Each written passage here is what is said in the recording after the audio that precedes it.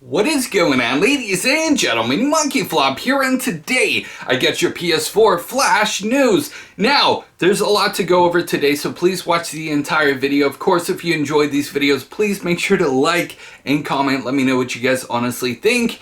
Let's go ahead and kick it off with Castle Crashers. Now, Behemoth is at a new gaming event, and they actually posted the remaster playable at the event. Pretty exciting. And I did see that they do have the Nintendo Switch playable at the event. I reached out for a comment to see if PlayStation 4 would be available to be playable, and I haven't heard anything back yet, but given the fact that it's a remaster and it's already playable on the Nintendo Switch, gives me a lot of hope that they are already advanced in porting it over as a remaster to the PlayStation 4. Of course, we have a release date window of sometime in summer, so if there's more information, I'll definitely let you guys know. Next up, we actually have Mortal Kombat 11, which, Ed Boon was actually speaking to Game Informer. They had some rapid questions thrown at him, and one of the questions was,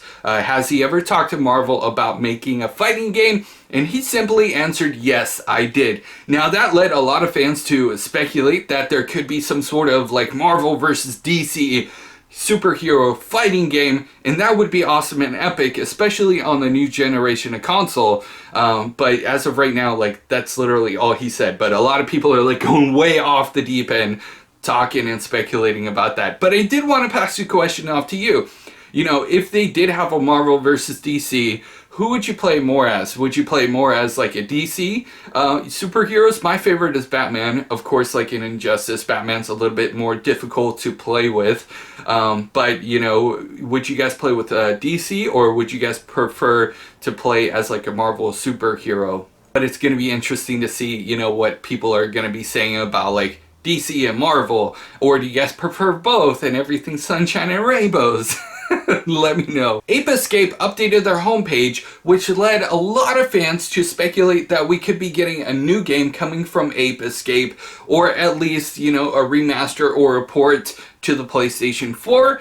Nevertheless, it's exciting news that they're celebrating their 15-year anniversary in May, so hopefully, maybe, fingers crossed, we get some sort of announcement for that as well. From the creators of Burnout, we got Driving Dangerously, which is coming on April 9th on PlayStation 4. It's going to be a fun arcadic racing experience, and I can't wait to get my hands on it. Are you guys going to be jumping on it? Let me know in those comments down below. There has been a lot of talk about Borderlands 3, especially with the new announcement. They're going to have guns that run and yell, insults at enemies, and I totally dig that. Borderlands also did, kind of tease the fact that, well, you will be able to pay to advance in levels. We've seen this in a lot of games, especially with free-to-play games that have battle passes where you can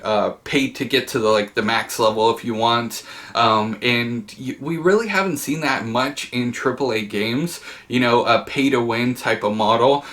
With character progression, there's different unlocks that happen. I don't think that they would do anything to where it would actually affect the game. A lot of people are speculating that it could be an incentive to, win more, but there's going to be over 1 billion guns, and loot is just going to drop automatically. With character progression, I really feel that they're going to be going in a direction of more of customization with skins on the characters, skins with the guns, and things like that. I mean, fingers crossed we don't get, a pay-to-win Borderlands game. And I don't think, honestly, that, Gearbox would go in that direction. I don't know about 2K, but I know that Gearbox wouldn't go in a direction like that. Very interesting news, to say the least. What do you guys think about that? Honestly. Next up, I actually wanted to talk about easy mode in games.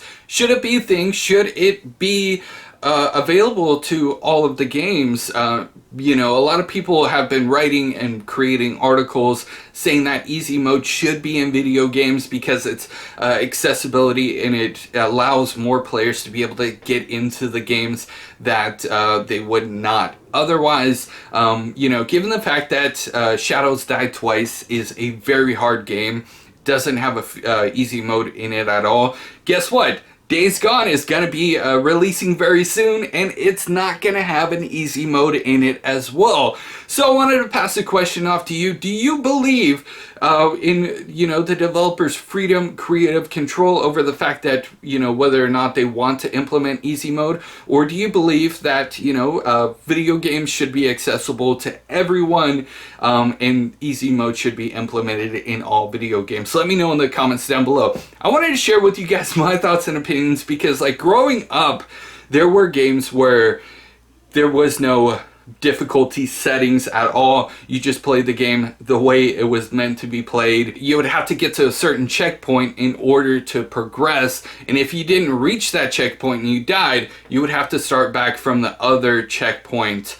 That still is in video games today, but it's kind of rare because developers want to reach that wide variety and mass audience. You know, they try to make games more accessible and more easy for players. They know, you know, going forward, if there is not an easy mode, if there's not different modes that people can select from as far as difficulty settings, then they're not going to reach as massive of an audience as they would otherwise. Now, one of my favorite games, Wolfenstein 2, has a lot of different game modes in it, a lot of different difficulty settings, I should say, in the video game itself. And you know, I played it on the really super easy mode, and it just takes away from the game so much. I mean, you just go through blasting and destroying enemies. Sure, you get the full story of the game, which is awesome. It's sick, it's twisted, it's very adult themed, so if you guys haven't played it,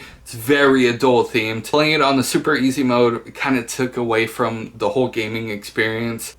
Developers should have free creative freedom to do whatever they want with their games, but at the same time, you know, at least have like a medium difficulty maybe, because my Shadow dies more than twice. Let me know how many times yours dies. Alright guys, that's all the news we have for today. Of course, if anything breaks, I'll definitely let you guys know and keep you guys in the loop, so make sure you guys are subscribed with those bell notifications turned on. Please support the video by hitting a like, of course, if you like the video, and commenting down below. Comments help out tremendously. Anyways, thank you guys so much for the support. I will see you guys in the next news update. By the way, I'm wearing this because it's cold today. I don't know what's up with LA's weather. You know, one day it's hot, the weekend it was like almost 90 degrees, and today it was sprinkling outside. Like, what?